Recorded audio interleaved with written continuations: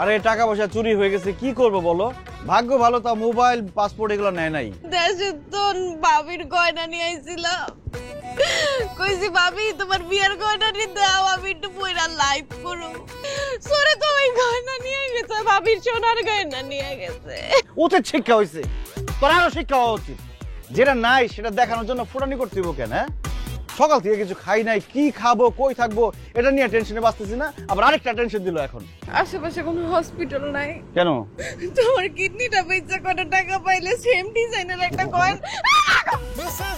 আমি যে কি করে আহারে সুন্দরে, জানি না কখন সে মন দিল রে, আমার ঘুম ভাঙাইয়া গেল রে মরার কোকিলে, আমায় উদাসী বানাইলো রে মরার কোকিলে, আমায় বারিকা দিল রে মরার 20 টাকা কোকিলে, আমায় ঘুম ভাঙ।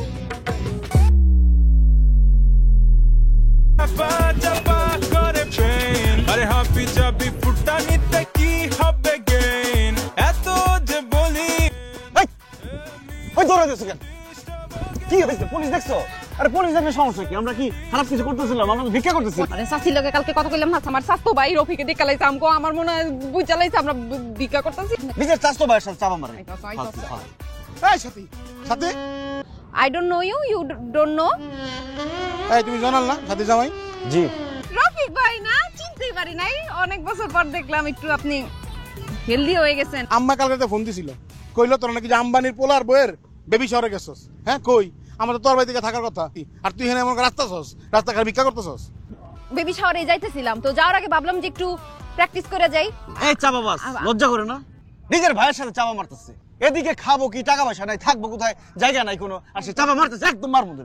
বিদেশে ভিক্ষা করস, সাল নাই কুত্তার রাগা নাম না, তোর শত কপালের ভাগ্য যে একটা পোলার তুই প্রেম করছস, ঠিক আছে না? তত 10 বিয়ে দিতে পারতাম না, ঠিক আছে? তুই যদি আমার চিনতে পারস নাই, আমিও তোর বোন হিসেবে চিনলাম না। জামাই আপনি আসেন, আপনার আমি ভরপেট খাওয়াইতেছি, চলেন। আপনার দেখে আমার ভালো লাগছে, আমি বোন ত্যায্য করলাম। আসো তো জামাই, আসো আসো আসো। আচ্ছা আসো। আসি রফিক ভাই, এমন করেন না। কি যে শান্তি পাইলাম, বুঝতেছেন আপনি? সকাল থেকে না খাওয়া, খিদার কষ্ট, কম কষ্টে গেছে ভিক্ষা করতে। টাকা পয়সা সব নিয়ে গেছে চোরে। তা চোরে সব নিয়ে যাবে না? এমন একটা ভাগ্য, একটা বাঙালিরে বিশ্বাস করে বলছি যে একটা হোটেল লাগবে, বলে যে রুম শেয়ার করে থাকতে হবে, সস্তায় থাকতে হলে। তার সাথে থাকছে, সকালবেলা ওই থাই সব চুরি করে নিয়ে গেছে। বলে থাকবা টাকবা কোথায়? ভাই খাওয়া দাওয়া হয়েছে, পেট শান্তি, দুনিয়া শান্তি, এখন ঘুমানোর একটা ব্যবস্থা হয়ে যাবে। রাস্তায় পাটি বিছাই ঘুমাই থাকবে। আর কি বলতেছো? পানি ভিজে থাকবো মানে? রফিক ভাই এখন একটা লাইভ করে দিব, লাইভে হাজার হাজার কোটি কোটি মানুষ বলবে আরে ভাই আপনি আমার বাসায় থাকেন, আমার বাসায় থাকেন। মনে করছিলাম যে আজকে রাতটা আমার লগে আমার হোটেলে থাকবি আর কি, অসুবিধা নাই। মনে করেন যে একজনের বাসা আমরা থাকলাম, তারপরে অন্যরা তো রাগ করবে, তার থেকে ভাইয়া আমরা আপনার হোটেলেই থাকি না? ভাইয়া কোন হোটেলে উঠছেন? দিও ওই তো কম দামি হোটেল, বেশি ভালো হোটেল না, কষ্ট হয়ে দেবো আমাকে থাকতে। এই তোর ক্লান্ত লাগে না? এই এত চাপাবাজি করস, মুখটা ব্যথা করে না? কতবার যে ঝামেলা পড়ছে এই চাপাবাজির লেগাম। জামাই খাওয়া শেষ করে চলেন, আমার হোটেল থাকবেন। কে? রফিক ভাই এখানে থাকাটা আমাদের উচিত হয় নাই। 14 গোষ্ঠীর মাইকিং করে বলবে যে আমরা এই অবস্থায় তার রুমের মধ্যে ছিলাম। রাতটা থাকার কোনো জায়গা পাইতেছি না, সে আছে কারে বলবে না বলবে এইসব চিন্তা নিয়ে। রাতটা যে ঘুমাইতে পারতেছি এটা একটা শান্তি। গদ্দ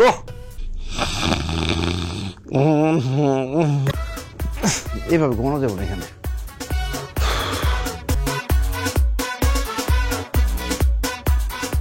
ভালো হয়েছে। আরে হাপি চাবি ফুটানিতে কি। আই জয়না, কয়টা বাজে এখন ঘুমাইতেছ? আরে গত 2টা রাত ঘুমাইতে পারি না, তুমি ভালো করেই জানো। এখন ঘুমাইতেছি, ঘুমাইতে দাও। আর বাইরে গেলে যে হাঁটাহাঁটি করবা, খিদা লাগবে, খাবা কি? টাকা আছে? থাইল্যান্ডে আসছি। চলো আমরা রাজার প্রাসাদে যাই, ওখানে গিয়ে ভালো মন্দ কিছু খাই, লাইভ করি। রাজার প্রাসাদে যদি না যাই, একটা লাইভ যদি না করি, তাহলে মনে হবে সোনার চিরাগটা হাতে পাইয়াও হাতছাড়া হয়ে গেল। ঘুমাইলে ঘুমাও, না ঘুমাইলে আমার ঘুমাইতে দাও। ও এই ছিল তোমার মনে, তাই না? আমি লাইভ করে অনেক ফেমাস হয়ে যাইতেছি, মানুষজন আমার সাথে ছবি তুলতেছে, আমি লাইভ থেকে ইনকাম করতেছি, এগুলো তোমার ভালো লাগতেছে না? না তুমি চাইতেছো না আমার ক্যারিয়ারটা দাঁড়াক? আমার তো মনে হইতেছে টাকা পয়সা গয়নাগাটি চুরির সাথে তোমার হাত আছে, যাতে আমি লাইভ করতে না পারি, আমি নিঃস্ব হয়ে যাই, আমি কোনো জায়গায় ঘুরতে যাইতে না পারি, আমি যাতে ফেমাস হইতে না পারি। আমি লাইভে যাই বলবো আমার জামাই একটা চোর, সে নিজের টাকা নিজে চুরি করে আমাকে ঘরে বসায় দিছে, তারও আমি লাইভে যাইছি। কি ওয়াশরুমে ঢোকাও কেন? এই জয়নাল, আরে বাথরুমের মধ্যে আটকে রাখছো কেন? তুমি ওইখান থেকে লাইভ করো, লাইভে বলো যে আমি রাজার টয়লেটে আটকা পড়ছি। খোলো না দরজাটা প্লিজ, নিঃশ্বাস আটকে যেতেছে জয়নাল। ঠিক হইছে? আজি কইছে আর লাইভ করুম না।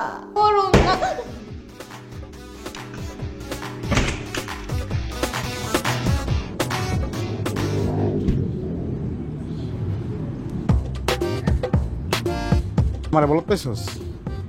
হ্যাঁ, তোর সামনে তো বলত পাইছস, দেখে রাস্তা না ভিক্ষা করাইছস। আমি কি তোর জামাই তো বলত?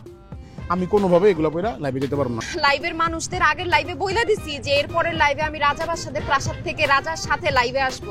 সকালবেলা আমার একটু গেলে খিদা লাগছে, টাকা দেন। আমি তো নাস্তা খাওয়ানোর টাকা দিছি, আর তুই আমার টাকাতে তুই এই সমস্ত জিনিস কিনা লইস। বইনের এইটুকু হেল্পটা করেন, একটু পরেন, লাইভটা করি, 10 মিনিটের লাইভ কইরা ফেলি দেন পরেন। এই সমস্ত ফালতু কাজ কাম আমার দিয়ে হবে না, বললাম না আমি করবো না, নয় কারণ না, এনটি নট।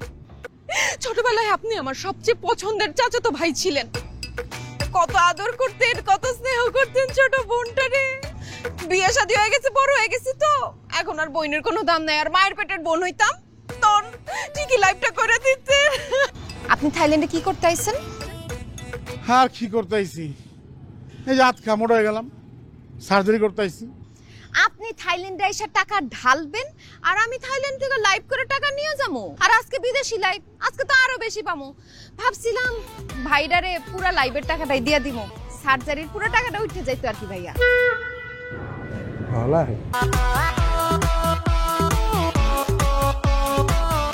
হ্যালো গাইস, আমি আছি থাইল্যান্ডের রাজার রাজপ্রাসাদে। পিছনে আছে থাইল্যান্ডের রাজা মহাবাজারাওলঙ্কর্ন। আমি আসলে অনেক জায়গায় লাইভ করতে চেয়েছি, রাজার প্রাসাদটা এত সুন্দর, বাট সব জায়গায় প্রোটোকল নাই, সব জায়গায় কিন্তু লাইভ করা যায় না। রাজাকে নিয়ে চলে আসলাম, দেখতেই পাচ্ছেন। কমেন্ট করেছে এটা কি আসলেই রাজা নাকি মূর্তি? এ রাজা তো নড়ে না।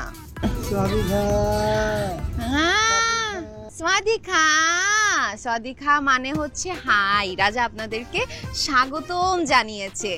রাজা কথা বলে, মূর্তি না, আসল রাজা। আমি তো গুগলে দেখেছি রাজা এত মোটা না। এইখানে রাজা এত মোটা হইলো কিভাবে? গরিব নাকি রাজা? হ্যাঁ, থাইল্যান্ডের রাজা কি আপনাদের মতো গরিব?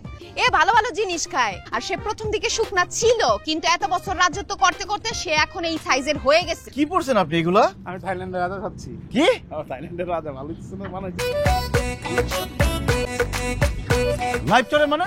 গাইজ, আসলে আমার হাজবেন্ডের সাথে রাজা থাকতে থাকতে দুইজন দোস্ত হয়ে গেছে। কিছু বাংলা ওয়ার্ড শিখাইছে, রাজা এখন বাংলা ভাষায় কথা বলতে পারে। এখানে শেষ করছি, আর নেক্সটে অন্য কোনো দেশে অন্য কোথাও দেখা হবে। বাই। এত কষ্ট করে রফিক ভাইরে ম্যানেজ করছি, রাজা বানায় লাইভ করতেছি, তোমার কি কোনো কিছু সহ্য হয় না? না আর রফিক ভাই আপনিও, ও বললো আর সংসাই যে আপনি ওর সাথে লাইভে চলে গেলেন। আরে সংসারই নাই তো, এই লাইভ করলে সে নাকি $5,000 পাইবো। বুঝলাম না। এই লাইভটা করলে তার ফেসবুক অ্যাকাউন্টে $5,000-6,000 জমা হইব। এগুলো বলছে আপনারে? হ্যাঁ, বলছে $5,000-6,000 প্রতি মাসে তার অ্যাকাউন্টে জমা হয়। এত টাকা যদি আমাদের থাকতো, আমরা রাস্তায় রাস্তায় ঘুরতাম, না খেয়ে থাকতাম, ভিক্ষা করতাম। মনিটাইজেশন থাকলে এতদিনে $5,000 আইসেই পড়তো। এই লাইভটা আমার মনে হচ্ছে ধইরা যাবে, ধরলেই রফিক ভাই। বুঝতেছেন কেমনে বোকা বানাইছে আপনারা? আমাদের আসলে ভাগ্যটাই খারাপ, বুঝছো?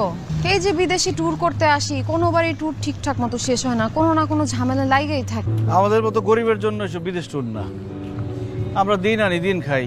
2 কাঠা জমি পাইছিলাম বাড়ি থেকে, সেটা বিক্রি করে আমরা থাইল্যান্ডে ঘুরতে আসলাম। টাকা পয়সা সব শেষ। আল্লাহ না করুক তুমি কখনো অসুস্থ হইলে আমরা তো ওই জমি বেচে চিকিৎসা করতে পারতাম। যত বেশি চাওয়া থাকবে, সুখ পাবা না সংসার।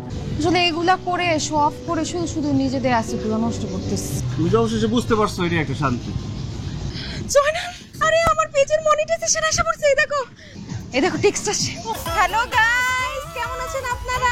আরে বলা আমি দাঁড়াই।